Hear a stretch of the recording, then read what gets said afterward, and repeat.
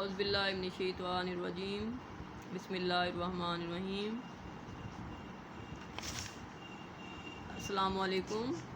آج کے کام کا آغاز ہم عبارت نمبر 2 سے کریں گے۔ تفہیم عبارات میں سے یہ عبارت نمبر 2 ہم نے لی ہے۔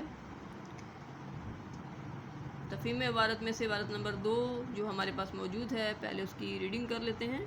آپ کا والا نامہ ابھی ملا ہے، جس کے لیے بہت شکر گزار ہوں مسٹر نعیم الحق صاحب کے خط سے جو انہوں نے شیخ عبدالحمید کو لکھا ہے۔ معلوم ہوتا ہے کہ ان کے خیال میں کشمیر اور سری نگر دو مختلف جگہ ہیں۔ ان کی خدمت میں عرض کریں کہ کشمیر ملک کا نام ہے اور سری نگر دارالسلطنت ہے۔ مقدمات جو بھی ہوں سری نگر میں ہوں گے، اور جہاں تک میں خیال کرتا ہوں کہ ان کو زیادہ مدت وہاں ٹھہرنا نہ پڑے گا۔ شیخ عبدالحمید صاحب کا خط مجھے آج آیا ہے، جس میں وہ لکھتے ہیں کہ سید نعیم الحق صاحب کا سفر خرچ کشمیر کی طرف سے ادا ہونا چاہیے، لیکن مجھے یقین ہے کہ سید صاحب موصوف اس حق کی رقم کو جو سفر پر خرچ کی صورت میں ان کی خدمت میں پیش کی جائے گی قبول نہ کریں گے، اور یہ کام للہ مسلمانوں کے لیے کریں گے۔ کشمیر کمیٹی کے پاس زیادہ فنڈ نہیں ہے، ورنہ میں خود سید صاحب کی خدمت میں پیش کرتا۔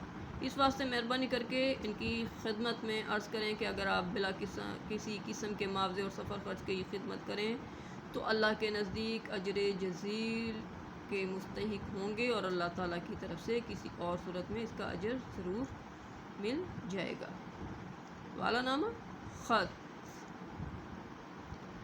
اب دیکھیں ذرا، انہوں نے اسی عبارت میں سے ہمیں کچھ سوالات دیے ہیں، جن کے ہم نے عبارت کے مطابق جوابات اپنے الفاظ میں تحریر کرنے ہیں۔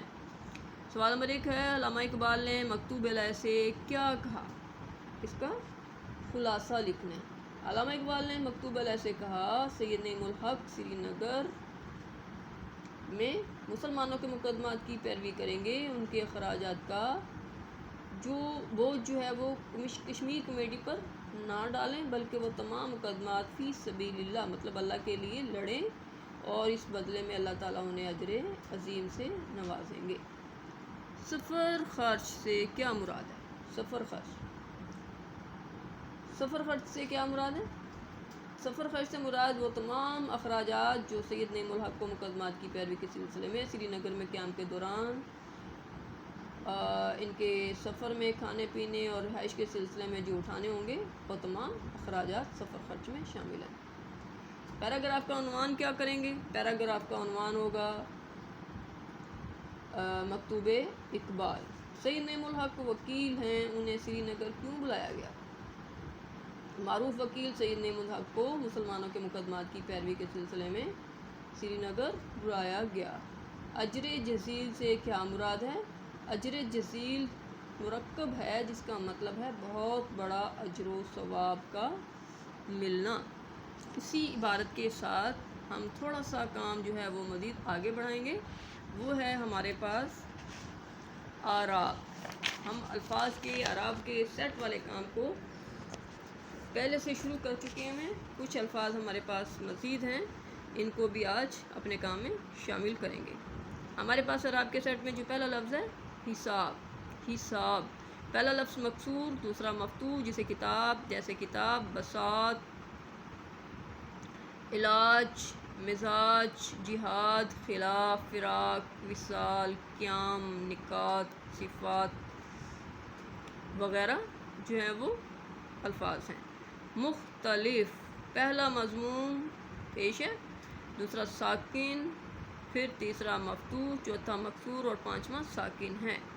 متعرض، مشتمل، مشتعل، منتظر، ملتمس، معتقد، منتشر، معترف۔ معطر، پہلا مضموم، دوسرا مفتوح، تیسرا مشدد مطلب اس کے اوپر شد ہے، جیسے محمد، مکرم، مفصل، مقدر، مثلث، مہذب، مروج، مقدس، مسدس، مدلل، مخفف۔ اس کے بعد ہمارے پاس لفظ ہے محبوب، پہلا مفتوح، دوسرا ساکن، تیسرا مضموم۔ مغلوب، مفتوح، مجروح، مذکور، محسوس، معقول، مقبول، مسموم، ممنون، موجود، مفقود۔ محترم، پہلا لفظ مضموم، پہلا مضموم، دوسرا ساکن، تیسرا اور چوتھا مفتوح۔ مختصر، منتظر، معتبر، منتخب۔ معراج، اسی طرح سے محراب، منقاد، مضراب، مقراس، مفتاح، مصباح۔ مصباح، منزل، منزل میں مسجد، مغرب، مخمل، مجلس، مدرسہ، مشغلہ، مقبرہ، مشورہ، مسئلہ۔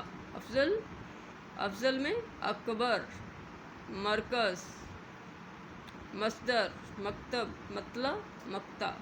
آج کے کام کا اختتام اسی کے ساتھ کریں گے۔ اللہ آپ کا حامی و ناصر ہو۔ والسلام۔